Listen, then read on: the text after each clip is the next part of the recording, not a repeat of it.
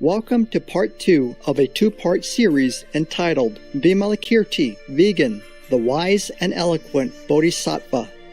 Bodhisattva Vimalakirti was a renowned lay disciple and wealthy patron of Shakyamuni Buddha. He is also the legendary figure of the teaching of Vimalakirti, a scripture that is included among the classic Mahayana Sutras. His story, as well as the teachings recorded in the Vimalakirti Sutra, are important and highly respected in Buddhist history. The name Vimalakirti means pure reputation. In 2015, our beloved Supreme Master Chay spoke of Vimalakirti's story. In the Buddha's time, there was a person named Vimalakirti. You heard of him? Yeah.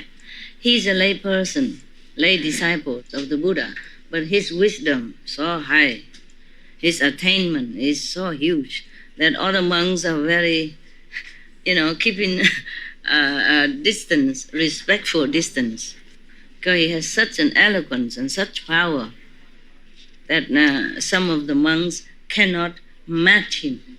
Yeah. So when he was sick, it's a very long. I would like to have read it to you, but probably we have to have another retreat again, or not retreat, but like casual, visit. And then we will read that story one night, one day after another, because it's a long one. It's not like one story like this or two stories that we can pick. No, it's like the whole life work of Vimalakirti. And one day, if we have a chance again to see each other here or somewhere, I will read that for you. I will read the whole thing. Okay, that man is respected by the whole country, kings and officials, prime ministers, and rich and poor people, and many of the monks, Buddha's monk disciple, in awe of him. So when he was sick. He manifested that he was sick. Maybe he was sick because he saved so many people. Of course, he got sick. And they come and ask him why you're sick. For example, if you are so great, why you're sick? He say, I'm sick. It's just, like that. Huh? We get sick if we get this body and if we live in this world. But if all sentient beings are not sick, then my sick will be gone. Yeah. If they are not sick, then I am not sick. That's what he said. And he said many wonderful ways, eloquently. Yeah. So when he was manifested as sick, kings and prime ministers and big people come see him.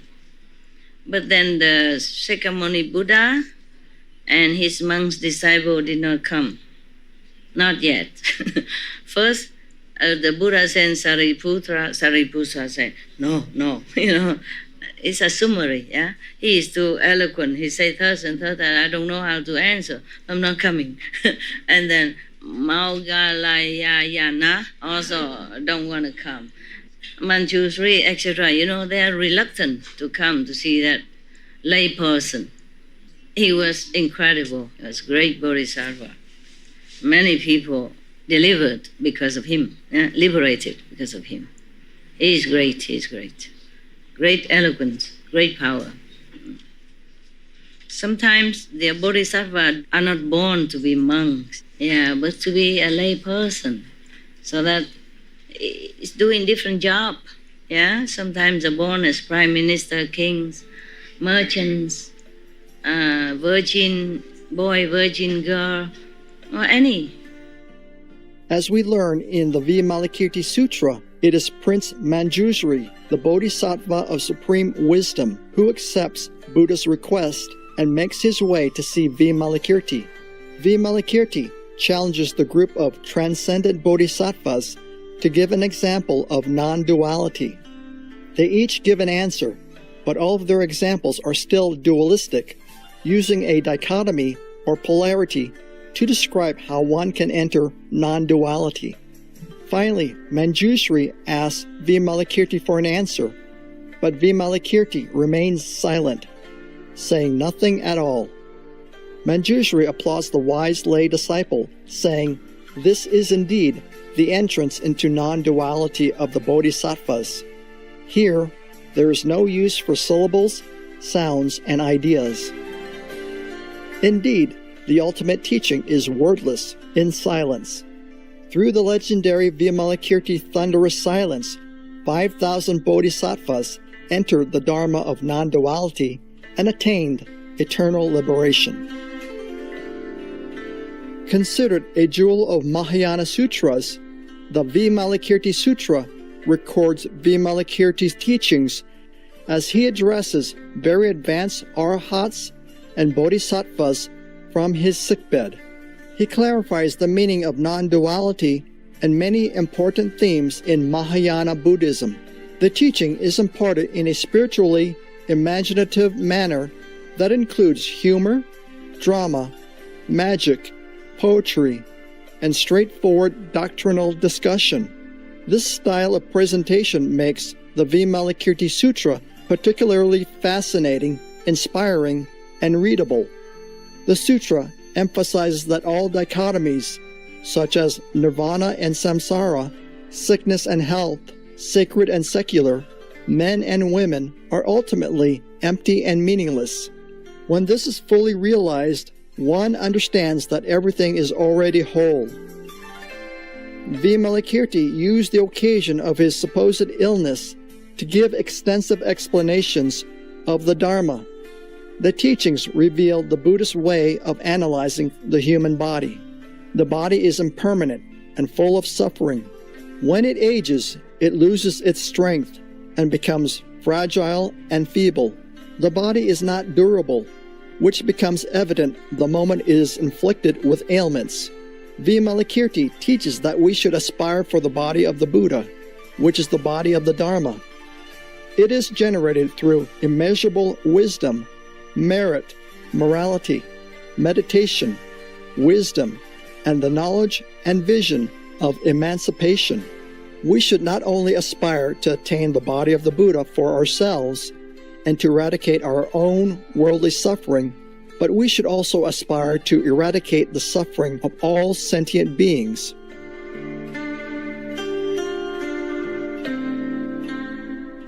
Bright viewers, let's take a moment for an important message. We'll be right back here on Supreme Master Television.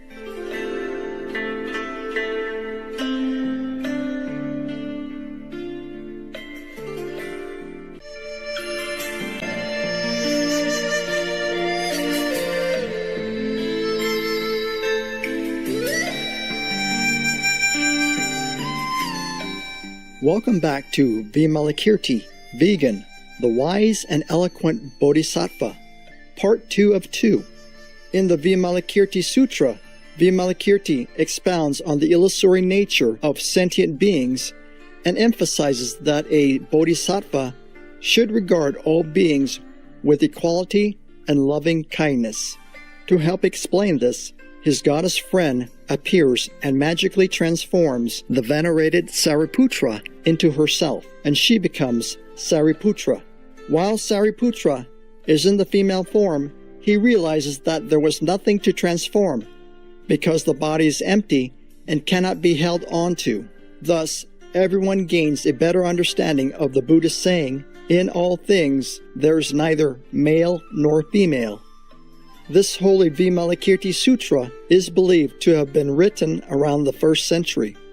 For centuries, the original Sanskrit of the sutra was thought to be lost.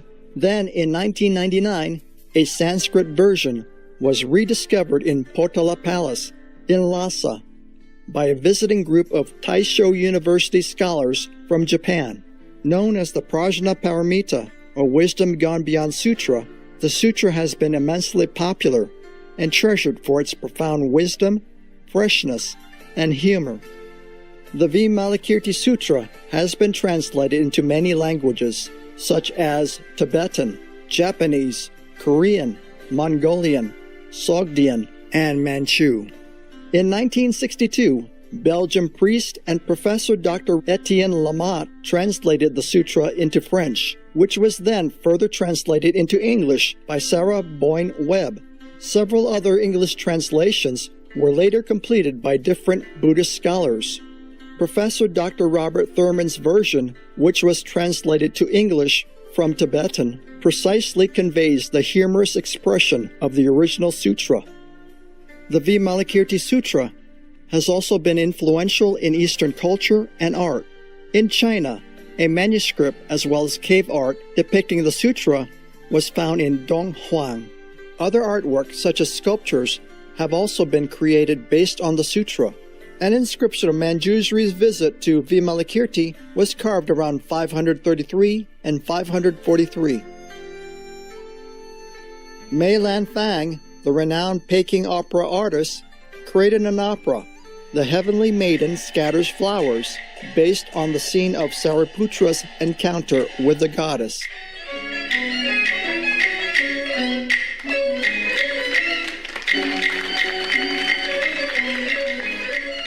We are very grateful to all the translators for their insightful and hard work to make the holy teachings of the Vimalakirti Sutra accessible to everyone. Certainly, Vimalakirti's timeless wisdom and eloquence continue to uplift and inspire numerous truth seekers. With deep appreciation in our hearts, may we always cherish the Dharma and walk the way of the Buddha. Loving viewers, it's been a pleasure to have your company today.